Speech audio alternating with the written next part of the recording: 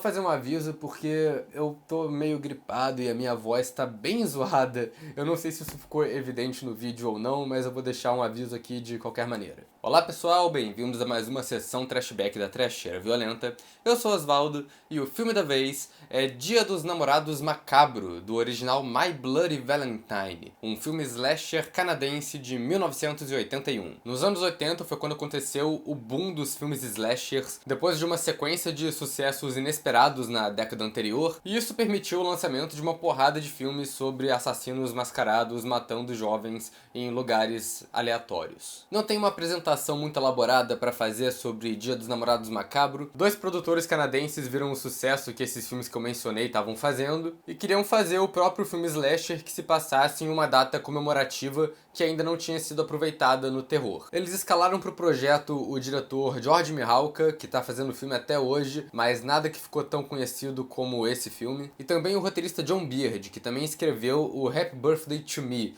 outro filme slasher canadense bem bagaceira do mesmo ano, inclusive. A trama se passa em uma cidade pacata que existe basicamente em prol da companhia mineradora que tem ali. A cidade tem uma tradição de festas de Dia dos Namorados, mas 20 anos antes do filme acontecer, ocorreu uma tragédia e alguns assassinatos no dia de festas, que fizeram com que a cidade cancelasse essa tradição. Quando o prefeito decide retomar o baile oficial da cidade, uma nova onda de assassinatos começa, então ele cancela esse baile, mas o grupo dos jovens trabalhadores da mina decidem fazer uma festa escondida na própria mina. E se isso não é um ambiente perfeito para atrair um assassino mascarado, eu não sei o que é. Quando ele lançou, ele foi destruído pela crítica e nem de bilheteria ele foi muito bem também, além de ter sido prejudicado também pelos cortes da MPAA, que tacou censura até não poder mais e praticamente tirou todas as cenas de assassinato do filme. Mas o tempo foi carinhoso com ele, o público do terror eventualmente reconheceu que ele foi um dos melhores filmes slashers que surgiu dessa época, e nos anos 2000 ele foi relançado em uma edição muito boa,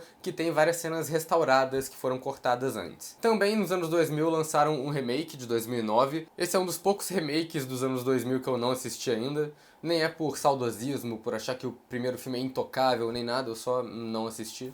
Acontece. Mas enfim, acho que o Dia dos Namorados Macabro se destaca bem nessa primeira leva de filmes slashers dos anos 80, porque ele consegue criar uma identidade única. Ele tem um assassino bom e uma ambientação bem diferente. E eu vou falar mais disso agora, mas antes eu vou pedir para vocês se inscreverem no canal, se vocês não tiverem inscritos ainda, deixem uma curtida no vídeo, comentem aí embaixo o que vocês acham desse filme e também outras sugestões de filme pra gente falar aqui no canal, e acompanhem a gente também nas redes sociais, os links estão todos aí na descrição. Eu vou deixar um aviso também de spoiler aqui já, porque como toda trashback eu vou falar da trama com spoilers liberados, e esse é um filme que tem reviravolta, tem o lance de descobrir quem que é o assassino, então eu recomendo assistir o filme antes de assistir esse vídeo para não perder o impacto da revelação no final. Esse é um filme slasher e uma trama de filme slasher não tem muito segredo. É um grupo de pessoas que vai sendo assassinado aos poucos ao longo do filme. E como um bom slasher, esse filme já começa com uma cena que não tem muito sentido, mas é uma boa cena. Duas pessoas estão descendo na mina da cidade sozinhas e vestindo o equipamento necessário, né, com a máscara e as picaretas e tal. Quando elas chegam em um determinado local, uma delas é uma mulher que começa a tirar a roupa e sensualizar com o companheiro. O outro se recusa a tirar a máscara e eventualmente mata a moça com a picareta. Uma boa introdução, uma cena separada, bacana, mas que não faz muito sentido. Primeiro porque essa mina, a sei lá quanto de profundidade, deve estar fria pra cacete pra essa moça só tirar a roupa assim e foda-se. Isso não devia ser tão problemático se eles só ignorassem a temperatura da mina o resto do filme, só que isso vira parte da trama no final. A galera levando o cobertor pra se cobrir lá embaixo e esse tipo de coisa, então fica estranho quando você reassiste. E também é peculiar porque essa cena não tem tanta coisa assim a ver com o resto do filme. O assassino tem o hábito de enviar corações humanos pro xerife, e o primeiro coração que ele envia é o da moça da introdução, mas ninguém nunca descobre quem ela é ou faz uma investigação muito profunda da morte dela, meio que só esquecem dessa parte da trama. Presume-se que ela seja uma prostituta que o cara contratou pra levar lá embaixo e matar, mas é aquilo, não faz diferença pro filme. Depois dessa cena de introdução, o filme começa a apresentar pra gente os personagens e o local onde essa trama vai se passar. Acho que o primeiro diferencial que esse filme tem pros slashers da época, que já é meio perceptível logo de cara, é como ele trata os personagens. A primeira surpresa é que eles não são os adolescentes de sempre. O elenco principal é todo feito de jovens adultos. Os homens trabalham na mina e quase todos eles têm uma namorada ou um interesse romântico. O que é interessante desse filme é que ele preza mais pela naturalidade da situação, em passar a sensação de cidade pequena e da amizade desse grupo, do que em explorar e construir personagens individuais. Tem o triângulo amoroso com os três principais e tem alguns personagens mais reconhecíveis, tipo o amigo gordinho de bigode, mas no geral eles são só pessoas normais ali, não tem nada muito destacável. Eles não são as caricaturas ambulantes que iam ficar associadas com o gênero depois. O mais próximo de caricato que tem ali é o palhaço do grupo, que talvez seja o personagem que tenha mais cenas dedicadas à caracterização no filme. Os personagens são todos apresentados de uma vez só, é uma cena no chuveiro para apresentar os homens e uma cena depois no salão lá de baile para apresentar as mulheres. E nunca tem aquela cena clássica que eles falam tipo o nome de quem é quem e mostra a característica marcante de cada um, não acontece isso nesse filme. E quando você assiste de novo é até mais tranquilo de acompanhar quem é quem, mas na primeira vez que eu assisti, eu fiquei bem confuso. O primeiro cara que morre na festa, por exemplo, ele é um cara bem aleatório, com uma cara de qualquer pessoa, e ele tem algumas falas antes no filme, mas geralmente ele tá mais na figuração. Aí do nada tem uma cena de morte e eu só fiquei, pera aí, quem era esse cara? Mas eu nem acho que seja totalmente negativo, porque pode até ficar um pouco confuso essa quantidade de personagens, mas eu gosto que a interação do grupo fica mais genuína. E você vai entendendo quem é quem, mais ou menos, ao longo do filme, enquanto eles vão se separando e morrendo. Mas ao mesmo tempo, você também vai se familiarizando com esses personagens, com esse grupo. Eu acho a situação toda bem incrível num geral. E eu gosto também como esse filme, surpreendentemente para um slasher dos anos 80, não é super sexualizado. Tem a primeira cena completamente gratuita da mulher tirando a roupa na mina, mas tirando isso, o resto da trama é bem mais real. Não tem a cena forçada da menina de calcinha que sai correndo no meio da floresta e tropeça em tudo quanto é galho, degrau e animal silvestre. Isso não acontece nesse filme. Até tem, sim, a cena dos casais que saem pra ir dar uma bimbada no meio da mina vazia, mas a cena não chega a ser apelativa igual geralmente é.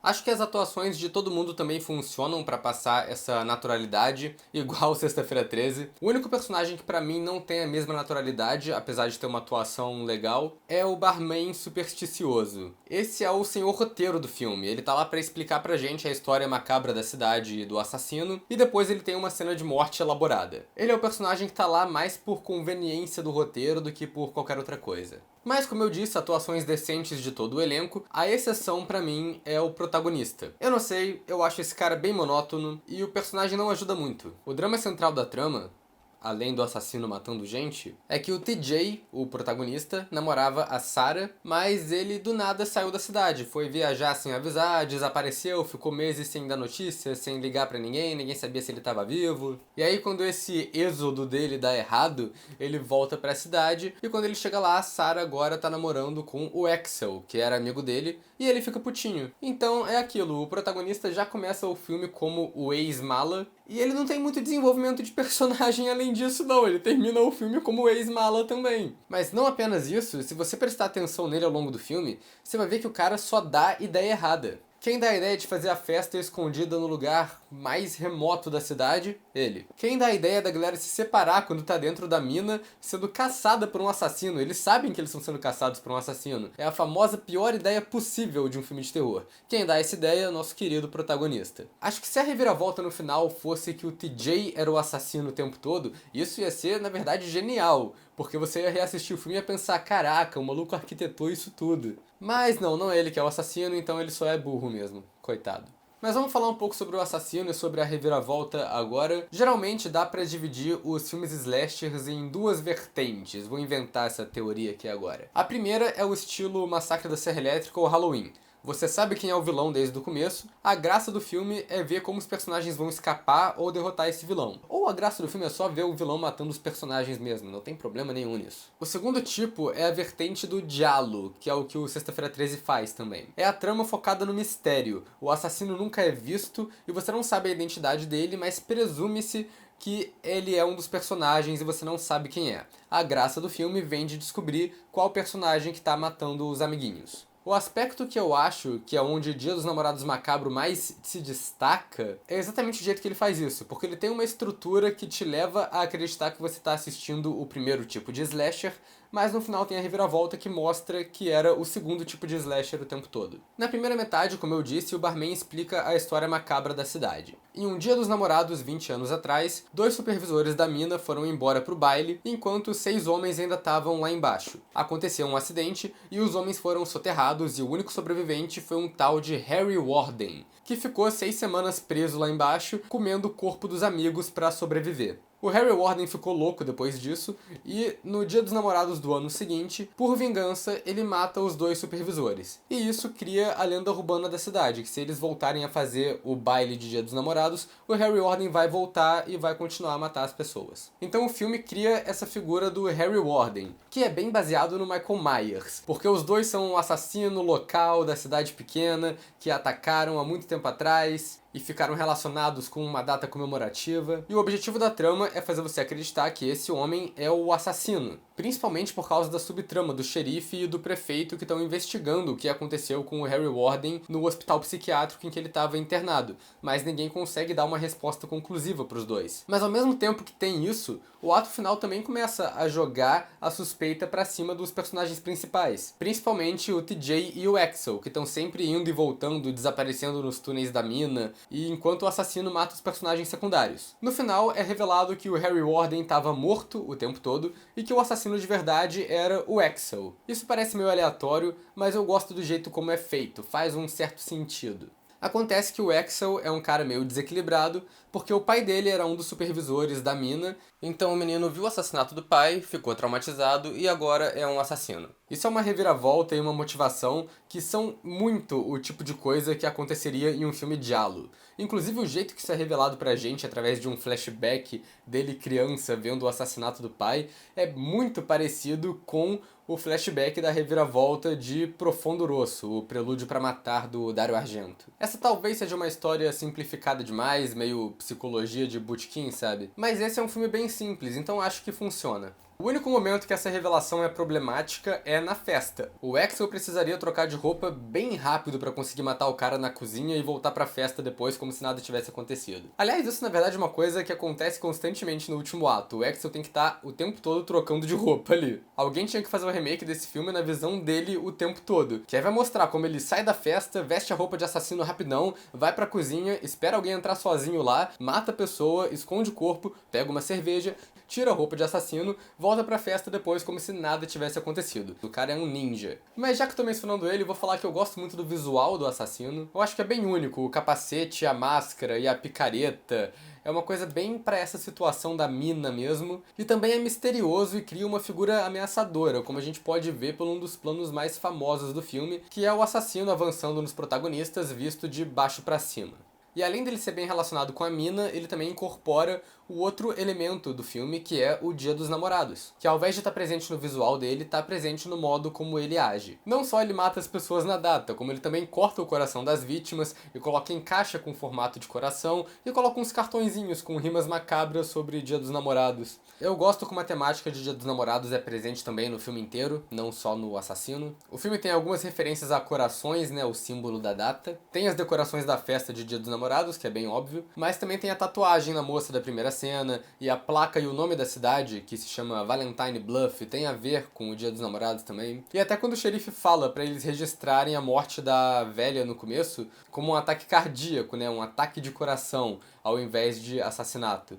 Então tudo faz um certo sentido ali. E o design geral da cidade foca muito no vermelho, que é a cor do amor, para simbolizar o Dia dos Namorados, como também é a cor do perigo, para significar o passado macabro e os assassinatos que estão acontecendo ali. E como todo bom slasher, Dia dos Namorados macabro também não economiza nas cenas de morte. Eles fazem efeitos práticos muito bons. Pra mim, os destaques são a morte do barman, com a picareta saindo pelo olho, e a mulher que o assassino espeta no chuveiro e liga a água depois. Apesar dos outros assassinatos serem bem inventivos também. Tem máquina de lavar, tem arma de prego, tem pote de água fervendo. São várias cenas bem grotescas. e a maior parte delas foi censurada quando o filme lançou, como eu disse. A versão restaurada do filme traz quase todas essas cenas de volta, só que numa qualidade diferente do resto do filme. O que na real, acho que dá um efeito bem foda, porque toda hora que vai acontecer alguma coisa mais gráfica, ele muda pra um tipo de filme mais antigo, com muito ruído. Parece que do nada virou um exploitation antigão. A primeira vez que eu vi o filme, eu achei que isso fosse um recurso estilístico proposital, e eu achei irado. E depois eu descobri que foi só a limitação na hora de restaurar os filmes antigos que estavam guardados há muito tempo. Mas de qualquer jeito eu acho que é muito legal ver isso no filme. E por causa disso também, por causa dessa diferença nos filmes, dá pra você ter uma noção mais ou menos de como era o corte que foi pro cinema nos anos 80. E dá pra perceber, até mesmo pela quantidade de coisas que eles cortaram, que muitas daquelas cenas perdem lógica e continuidade. A única cena que não foi possível recuperar, que foi perdida pra sempre, é do casal que é morto ao mesmo tempo com uma furadeira muito grande, ou sei lá o que é isso. A gente só vê o amigo encontrando os dois depois. E na real, eu acho que isso funciona melhor pro filme. Adiciona um suspense a mais na trama, a gente não sabe o que aconteceu com aqueles personagens, enquanto os outros personagens procuram por eles. Bem, eu já falei alguns dos principais diferenciais que esse filme tem com os outros slashers, mas pra mim, outro grande diferencial também é a ambientação da cidade pacata que gira em volta da mina. Eu acho bem única e acho um local perfeito para acontecer um filme slasher. O filme já abre com uma sequência de plano holandês da mina e ele captura muito bem a atmosfera do local, né, da cidade pequena como um todo. Claro que o fato deles realmente terem gravado em uma cidade pequena com uma mina disponível ajudou bastante nisso. Eu gosto que no começo tem vários planos gerais da mina ou da estrada com a mina ao fundo. Eles dão bastante destaque para mostrar como a cidadezinha realmente é dependente daquele lugar. E o filme mostra no começo o dia comum dos personagens que trabalham lá e serve para estabelecer o grupo, né, os personagens, mas também estabelece os lugares dessa mina que vão ser usados pelo assassino mais tarde. Tem a sala com as roupas penduradas e os chuveiros onde o assassino ataca alguns personagens, e também o carrinho, onde o protagonista luta com o assassino brevemente no final. Tem alguns outros detalhezinhos no roteiro que servem como prenúncios também. Um dos personagens fala pro amigo Zé Graça que ele ia esquecer a cabeça se ela não tivesse amarrada no pescoço, e no final ele morre decapitado com uma corda. E além dessa ambientação, o diretor também é bom em construir uma tensão geral. Tem algumas cenas em que os personagens não percebem algo que está acontecendo, mas a gente percebe. Tipo o xerife passando direto pela máquina de lavar suja de sangue. Ou um caso que eu não gosto muito, que é o cara que pega a cerveja na geladeira e não vê que tem um corpo ali. Tipo, eu acho que isso seria o tipo de coisa que você conseguiria ver mesmo na visão periférica, sabe? Do nada tem um objeto muito grande na geladeira que não estava ali antes. Sei lá. Mas tem uma cena que eu gosto muito, que ela dá uma volta, um 360 nas emoções que acontecem nela, que é quando o xerife recebe uma das caixas de chocolates de presente. A primeira sensação que a gente tem, e que ele tem também, é a tensão e o suspense. Você acha que é uma caixa com outro coração, uma outra mensagem do assassino. Mas aí o xerife abre e descobre que é uma caixa de chocolates normal. E aí você fica mais aliviado. Mas aí ele vê o bilhete e descobre que é uma mensagem do Dia dos Namorados para ele, só que ela é da velhinha que foi assassinada no dia anterior. E aí a cena muda de novo e ela fica só triste mesmo. Mas é isso, por mais que tenha esses momentos bons, esses momentos bem únicos, eu acho que em questão de técnica e de direção principalmente, esse filme é meio que uma repetição do que o Sexta-feira 13 fez no ano anterior. O principal aspecto que eu senti que eles também estavam arrastando o máximo possível todos os planos para o filme alcançar 90 minutos de duração. Tem vários planos mais longos e demorados, principalmente de reação dos personagens, e até no começo tem uma parada parecida com o do Sexta-feira 13, com os planos de carro que entram e saem do plano repetidas vezes. O ato final do filme tem uma fotografia bem contrastada, que é 70% breu absoluto, igual Sexta-feira 13, e até a cena que apresenta os personagens tá tocando uma música bluegrass genérica no fundo, igual Sexta-feira 13. E também tem o uso do ponto de vista do assassino em alguns momentos do filme, que o Sexta-feira 13 também usa, mas a gente tem que confessar que o próprio Sexta-feira 13 pegou esse emprestado de Halloween.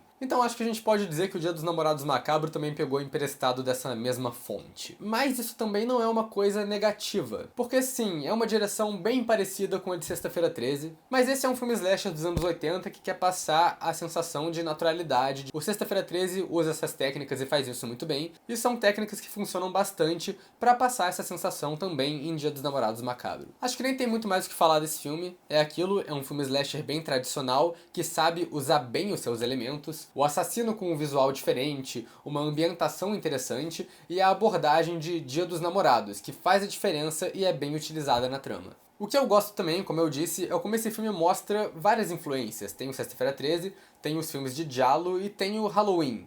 Como eu disse, o filme virou um cult classic, mas nunca gerou nenhuma continuação. E o filme até termina com um gancho pra continuação, porque o Axel escapa e foge pra dentro da mina. Mas como o filme não foi muito bem quando ele lançou, a continuação nunca aconteceu. O pior é que esse filme se tornou um cult classic do gênero, mais ou menos. E nos anos 2000, um dos produtores originais, o John Dunning, escreveu um roteiro para possível continuação que ia envolver os atores do original e também o diretor, George Mihalka. E diz ele que uma produtora comprou os direitos do filme só para engavetar eles e impedir do filme ser feito para eles poderem lançar o remake em 2009. Se realmente for verdade essa história, então foi uma grande picaretagem da produtora, trocadilhos à parte, e provavelmente essa continuação não vai acontecer tão cedo, talvez nunca. O que é até surpreendente, porque tem franquias de terror que fizeram muito mais com muito menos. No fim das contas, eu gosto bastante desse filme, acho um slasher bem divertido e bem subestimado dos anos 80. Fica aí uma recomendação positiva para todos os fãs de terror. Eu nem sei se faz muito sentido eu falar de recomendação do filme no final da sessão Trashback, depois que eu já falei do filme inteiro, já falei o que acontece no filme todo. Imagino que quem viu o vídeo até aqui ou já viu o filme ou não tem planos de assistir esse filme tão cedo. Mas sei lá, né? Fica aí. É um filme que eu recomendo e outro dia eu penso num jeito melhor de encerrar esses vídeos. Até a próxima.